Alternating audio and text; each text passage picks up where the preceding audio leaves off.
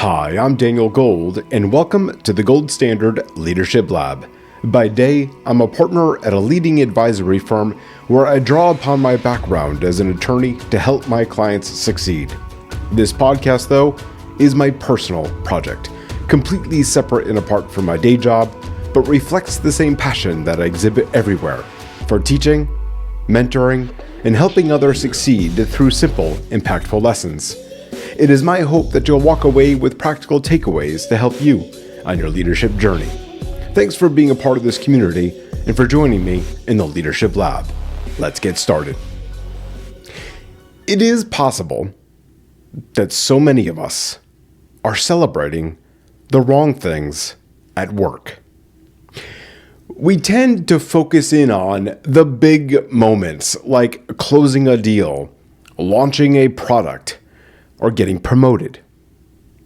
These achievements might look sudden, but they are all really the result, obviously, of daily effort and focus.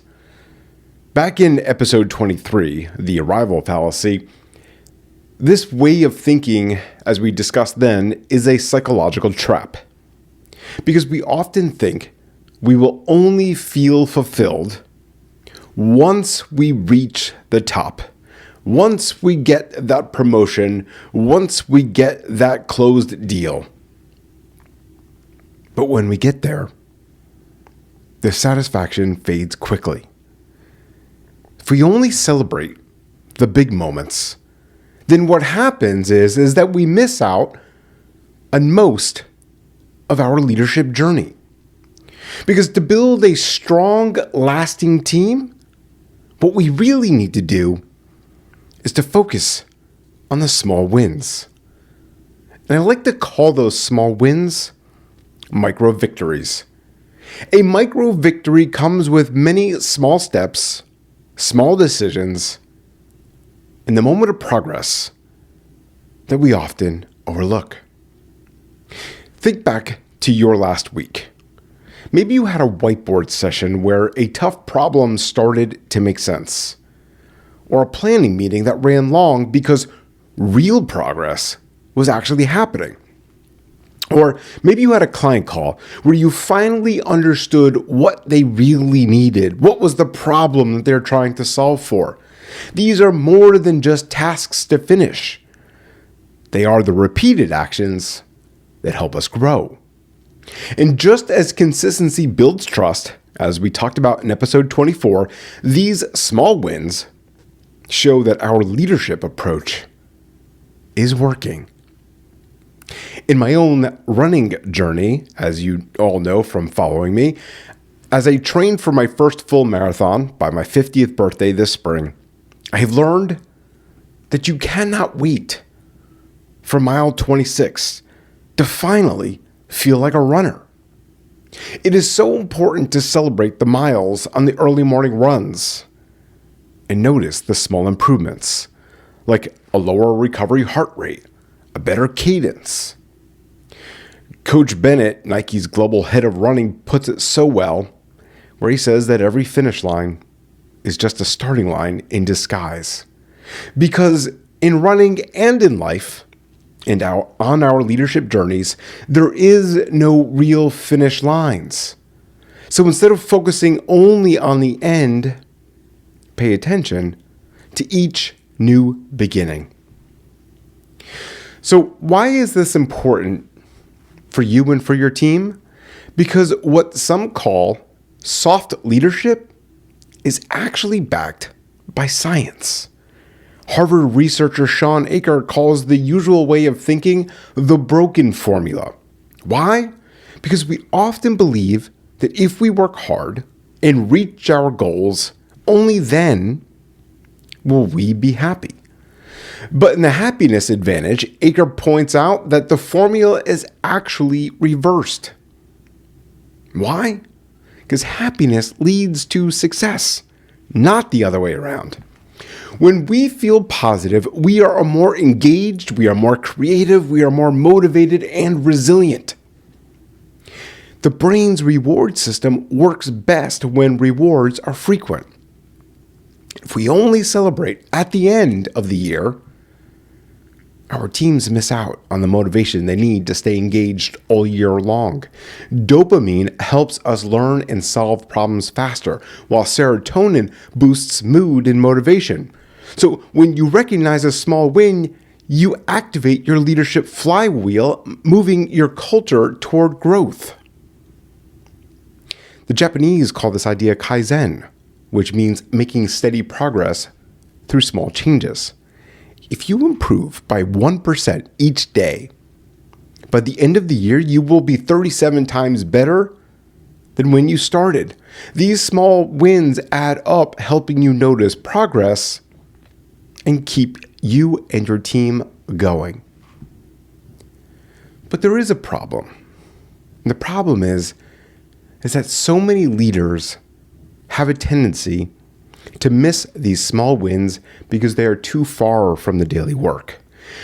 Because why? Well, when we move up as leaders, they often focus in on big picture items like board meetings and Excel reports and EBITDA, and have a tendency to lose touch with everyday events. Now, if you recall, back in episode 33, I shared a story about an executive who tried to connect with a team, but instead he blew it because he used so much corporate language that the team felt even more distant than when he first started talking. To help your team through small wins, it's imperative to stay close to the work. To be clear, this is not about micromanaging, but it is about noticing. It is about paying attention. When you see someone handle a tough client call well, or you see someone fix a problem that could have stopped a project, point it out. Don't wait for the monthly meeting. Recognition loses its strength the longer you wait to give it. When you celebrate a small win, you are doing more than boosting morale. You are proving strategic clarity. When you say, "I love how you handled that disagreement by asking a clarifying question instead of getting defensive," you are signaling exactly what behaviors create the gold standard in your organization. This is exactly how you avoid the promotion trap we discussed in episode 36, where we promote people based on results, but we fire them because they never quite learned the leadership behaviors required to sustain those results. Celebration is a form of coaching. It is the most positive way to reinforce the guardrails of your culture. And the impact spreads. Achor's research shows that when leaders encourage positivity, their teams become more productive and they become more creative. And guess what? Happier teams, they achieve better results. And those results create what Ken Blanchard and Sheldon Balls calls raving fans. Customers and stakeholders who love to talk about your work. Look, if you want to go from being a boss who tracks numbers to a leader who empowers people, you need a way to recognize the small wins. Here's one way of doing it. Number one, acknowledge a micro-victory within 24 hours. The shorter the feedback loop, the stronger the reinforcement. Second, celebrate publicly so others see this standard, and then follow up privately to explain why it mattered so much. Number three, end team meetings by asking everyone, what micro-victory did we have this week that did not make the official report? And ask your team to identify your small wins. That's right, your small wins. Why? Because this fosters two-way gratitude and keeps you accountable. I think it's fair to say that if there's anything that we've talked about here on the Gold Standard Leadership Lab, it is that leadership is not just a title. It is something you practice every day by adapting, by supporting, and by lifting up those around you. After you achieve something, pause and honor the small steps that helped you get there. Because every finish line is really another starting line in disguise. So don't wait for the finish line. Celebrate the new beginnings that come every Monday morning. Lead with purpose. Fuel it with clarity. Deliver it with heart, because that is the gold standard. So here's my challenge for you this week. Identify 3 small wins from your week. Write them down.